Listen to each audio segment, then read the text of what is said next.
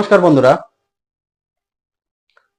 আগামী 27শে জুলাই থেকে ভারত এবং শ্রীলঙ্কার মধ্যে তিনটি টি-টোয়েন্টি ম্যাচ এবং তিনটি ওডিআই ম্যাচ শুরু হতে চলেছে। এটি হবে শ্রীলঙ্কায়।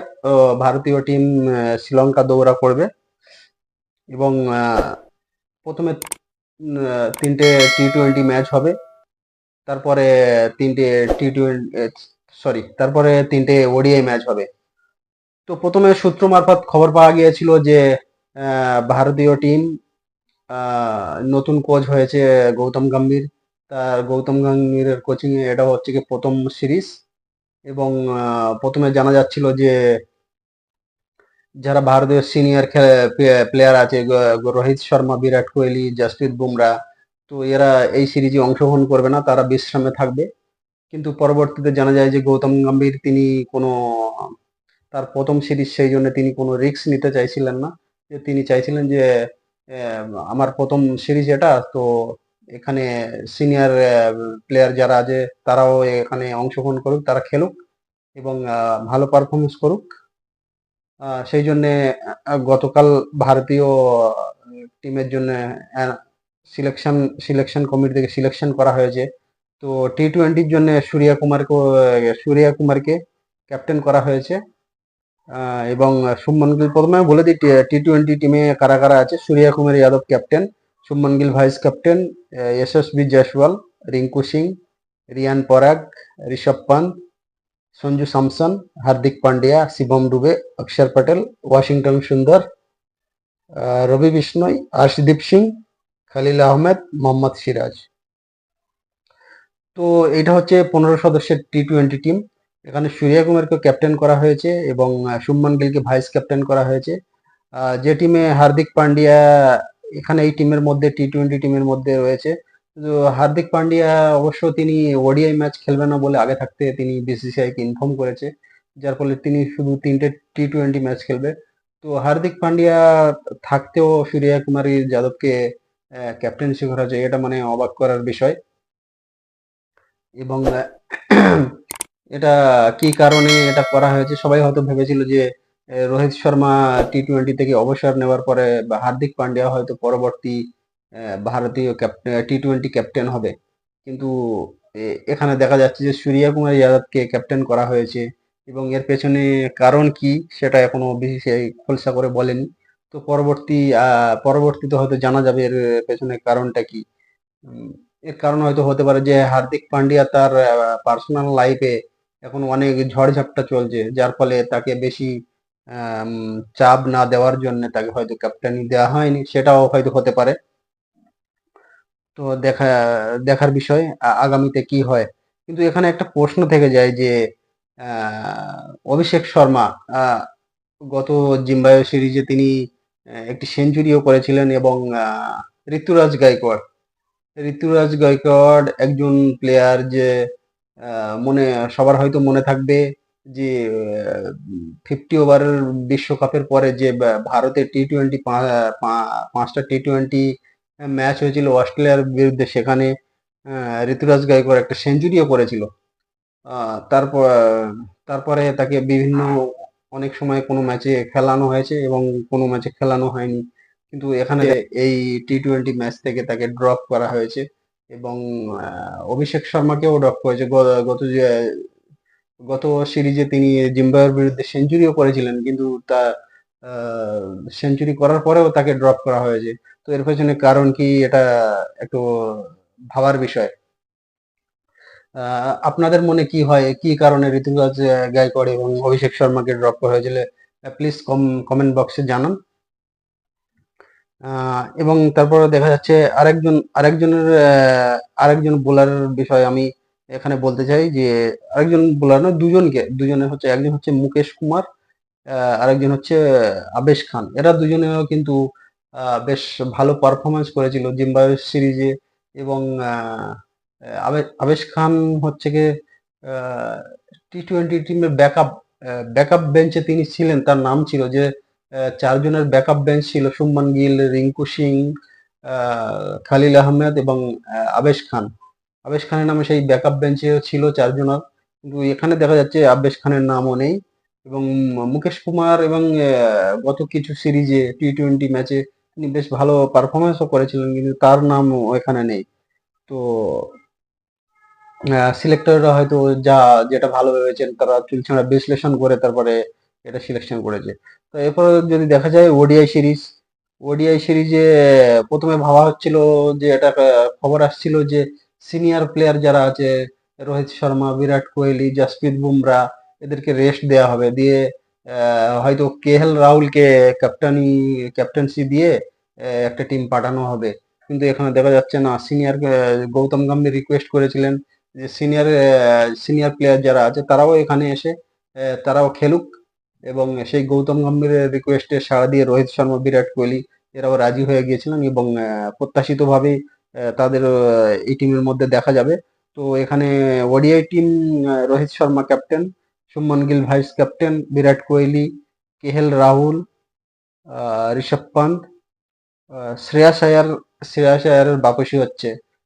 তো শ্রেয়াস আয়ারের একটা সেন্ট্রাল কন্ট্রাক্ট থেকে তার নাম বাদ দেওয়া হয়েছিল, যে তিনি বিসিসিআই তাকে বিসিসিআই এবং আহ, প্রাক্তন কোচ রাহুল দ্রাবিড় তারা পরামর্শ দিয়েছিল যে শ্রেয়াস আয়ার কিছু ফর্ম ফর্ম ভালোভাবে চলছে না, তিনি ভালো খেলতে পারছেন না, তা ডোমেস্টিক ক্রিকেট তাকে খেলতে বলা হয়েছিল, কিন্তু তিনি খেলতে রাজি হয়নি, যার ফলে শ্রেয়াস আয়ার এবং ঈশান কিষান দুজনকেই সেন্ট্রাল কন্ট্রাক্ট থেকে তাদের বাদ দেওয়া হয়েছিল। এবারে এখন দেখা যাচ্ছে যে শ্রেয়াস আয়ার রিটার্ন এসছে এই সিরিজ থেকে। তো এর পেছনে হয়তো বড় কারণ হতে পারে গৌতম গম্ভীর, যে গৌতম গম্ভীর তিনি কেকেআর এর মেন্টর থাকাকালীন যে শ্রেয়াস আয়ার ক্যাপ্টেন ছিলেন, তার মধ্যে তাদের দুজনের মধ্যে একটা ভালো রিলেশনও আছে। সো যার ফলে হয়তো গৌতম গম্ভীর রিকোয়েস্ট করেছিল বিসিসিআই কে যে শ্রেয়াস আয়ার, এবং ওয়ার্ল্ড কাপে যে 23-এর ফিফটি ওয়ার্ল্ড কাপে দেখা গেছিল যে 4 নম্বরে শ্রেয়াস আয়ার দারুণ ব্যাটিং করেছিলেন। এবার দারুণ ব্যাটিং করেছিল, আহ, তো যার ফলে বেশি দিন শ্রেয়াস আয়ারকে বাইরে রাখা উচিত নয়। তো এই সিরিজেও তাকে রিটার্ন করা হয়েছে। শ্রেয়াস আয়ার, শিবম দুবে, কুলদীপ যাদব, মোহাম্মদ সিরাজ, ওয়াশিংটন সুন্দর, আর্শদীপ সিং, রিয়ান পরাগ, অক্ষর প্যাটেল, খলিল আহমেদ, হার্ষিদ রানা এটা একে জিম্বাবুয়ে সিরিজে টি-20 সিরিজে একে নেওয়া হয়েছিল, কিন্তু কোনো ম্যাচ খেলানো হয়নি। তো এখানে ওডিআই টিমে তাকে 15 সদস্যের মধ্যে রাখা হয়েছে। এবং আরেকটা নাম এখানে দেখা যাচ্ছে, রবীন্দ্র জাদেজার নাম এখানে টি-20তে রবীন্দ্র জাদেজা অবসর নিয়েছেন, এবং ওডিআই টিমেও রবীন্দ্র জাদেজার নাম নেই। এবং আরেকটা সব থেকে বড় নাম উজবেন্দ্র চাহাল আইপিএলে ভালো পারফরমেন্স করেছিল, এবং টি-20 বিশ্বকাপে তাকে সিলেক্ট করা হয়েছিল, তাকে 15 সদস্যের মধ্যে তার নাম ছিল, কিন্তু দুর্ভাগ্যবশত তাকে কোনো ম্যাচ খেলানো হয়নি। এবং এই শ্রীলঙ্কা সিরিজেও টি-20 এবং ওডিআইয়েও তাকে তার নাম নেই। তো এটা এর এর কারণ কি, এটা এটা সিলেক্টররা বলতে পারবে। আমার মতে আহ, এখানে চাহালের হওয়া উচিত ছিল, কারণ চাহাল একজন পারফরমেন্স, তিনি আহ, বারবারে প্রত্যেকটা আইপিএল এ দেখবেন খুব ভালো পারফরমেন্স করে, আইপিএল এ ভালো পারফরমেন্স করে আইপিএল এ ভালো পারফরমেন্স করে, কিন্তু ন্যাশনাল টিমে সেভাবে তিনি সুযোগ পাচ্ছেন না। 2023 50 ওভার ওয়ার্ল্ড কাপে সিলেক্ট করা হয়নি, এবং তারপরে তার আগে 2022-এ যে অস্ট্রেলিয়া টি-20 বিশ্বকাপ হয়েছিল সেখানেও তাকে সিলেক্ট করা হয়েছিল, কিন্তু তাকে খেলানো হয়নি। তিনি রিজার্ভ বেঞ্চে বসে পুরো ওয়ার্ল্ড কাপ শেষ হয়ে গেছে তার, পুরো রিজার্ভ বেঞ্চে থেকেই। উম, তো এখানেও এইবারের এই টি-20 ওয়ার্ল্ড কাপ ইউএস এবং ওয়েস্ট ইন্ডিজ হলে এখানেও রিজার্ভ বেঞ্চে তাকে বসে থাকতে হয়েছে। তো একটাও ম্যাচ খেলার সুযোগ পায়নি। তো আরেকটা নাম হচ্ছে রিয়ান পরাগ টি-20 এবং ওডিআই দুটো টিমেই আছে। তো কি কারণে রিয়ান পরাগকে টি-20-তে ঠিক আছে, কিন্তু ওডিআই টিমে কি কারণে, এটা এটা ক্লিয়ার নয়। ঋতুরাজ গায়কোয়াড়কে টি-20-তে না নিলে ঠিক আছে, কিন্তু ওডিআই থেকে ঋতুরাজ গায়কোয়াড় একটা চয়েস ছিল ভালো, কিন্তু আমার মনে হয় যে এখানে মিডিল অর্ডার বা ফিনিশার ফিনিশার যে 6-7 নম্বরের ব্যাটিং করার জন্য কোনো একজন ব্যাটসম্যান দরকার ছিল ওডিআই। তো ঋতুরাজ গায়কোয়াড় অ্যাকচুয়ালি তিনি ওপেনিং করে বা ওয়ান ডাউনে ঠিক আছে, কিন্তু 5-6 নম্বরের খেলার মতো পজিশন তার নেই। সেই জন্য হয়তো রিয়ান পরাগকে যে ওডিআই এর জন্য রিয়ান পরাগকে 5 বা 6 নম্বরে ব্যাটিং করার জন্য এখানে একটা মিডল অর্ডার, লো অর্ডার ব্যাটিং এর একজন দরকার। সেই জন্য হয়তো রিয়ান পরাগকে কিছু সুযোগ দিচ্ছে, যে দেখা যাক একে কিছু সুযোগ দিয়ে তিনি কিছু করতে পারেন কিনা। তো আ- আহ, আর এখানে দেখা যাচ্ছে জাসপ্রীত বুমরাকেও রেস্ট দেওয়া হয়েছে। এখানে দুটো টিমের মধ্যে জাসপ্রীত বুমরা নেই। আহ, তো সিলেকশন ঠিক আছে, কিন্তু তার মধ্যেও কিছু প্রশ্ন আছে যে কিছু কিছু প্লেয়ার এদেরকে কেন সুযোগ দেওয়া হলো না, আহ, সেটা একটা প্রশ্ন থাকবে। আবার কিছু কিছু প্লেয়ারের নাম এখানে আছে যে এদের এদের কেন সুযোগ দেওয়া হলো, কি এমন এরা পারফরমেন্স করেছে। যে আরেকটা জিনিস, সঞ্জু স্যামসন সবাইয়ের যদি মনে থাকে, সঞ্জু স্যামসন আহ 2000 2024 সাউথ আফ্রিকা যে সিরিজ হয়েছিল, সেই ওডিআই সিরিজে সে কে এল রাহুল ক্যাপ্টেন ছিল। সেই ওডিআই সিরিজে সঞ্জু স্যামসন লাস্ট ম্যাচে সেঞ্চুরি করেছিল। তা সেঞ্চুরি করার পরেও এই ওডিআই সিরিজে সঞ্জু স্যামসনের নাম নেই, সঞ্জু স্যামসনের নাম শুধু টি-টোয়েন্টিতে আছে। তো এটা একটা অবাক করা বিষয়। এবং উম, আহ, আরেকটা অবাক করা বিষয় হচ্ছে শিবম দুবে। শিবম দুবেকে টি-টোয়েন্টিতেও আছে, ওডিআইও আছে।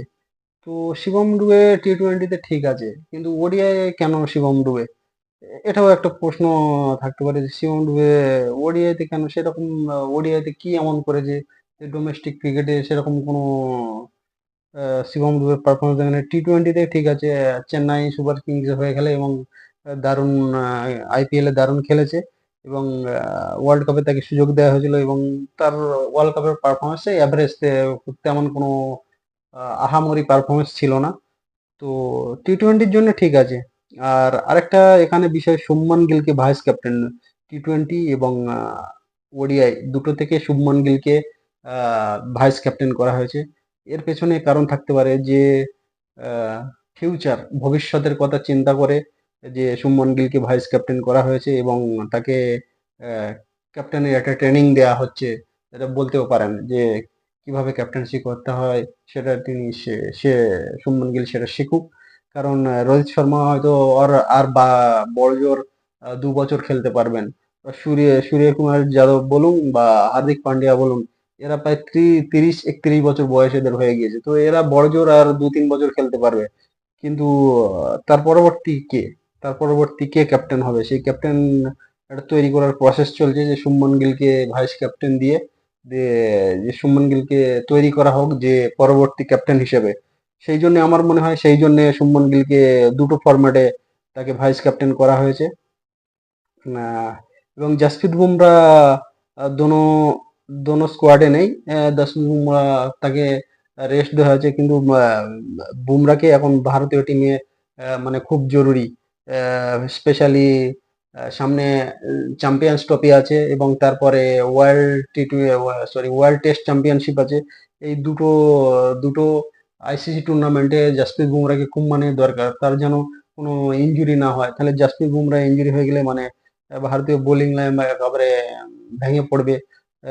জাসপ্রীত বুমরা ছাড়া এখন বর্তমানে বুমরা ছাড়া ভারতীয় বোলিং লাইন একেবারে খুব বেহাল অবস্থা। তো বুমরাকে দরকার, সেই জন্য হয়তো বুমরাকে রেস্ট দিয়েছে। তো তো গৌতম গম্ভীরের এটা প্রথম কোচিং হিসেবে, এটা আহ, জাতীয় দলে প্রথম সিরিজ। তো দেখা যাক টিম কেমন পারফরমেন্স করে। নমস্কার। যদি আমার ভিডিওটা ভালো লেগে থাকে তাহলে এরম ধরনের সমস্ত ক্রিকেটীয় খবর এবং ব্রেকিং নিউজ এই চ্যানেলে পাবেন। এবং আমার চ্যানেলটাকে সাবস্ক্রাইব করে এবং ঘন্টি দাবান। তো তাহলে আগামী সমস্ত ভিডিও আপনাদের কাছে পৌঁছে যাবে।